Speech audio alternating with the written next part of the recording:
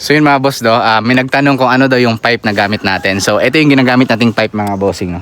Ayan. So acrophobic pipe yan mga bossing ko. Tapos ayan, no, naka-carbon design dito. Ayan.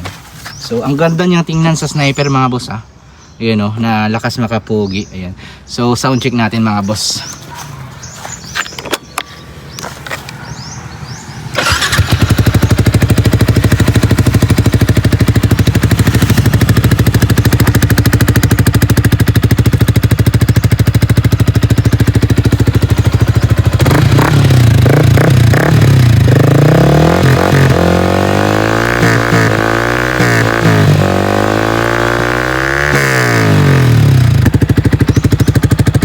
So yun mga boss, no, napaka-solid nitong acrophobic pipe natin kasi wala talaga siyang backfire. Tapos hindi ko na to pinarimap mga boss, stock ECU lang yung gamit ko dito.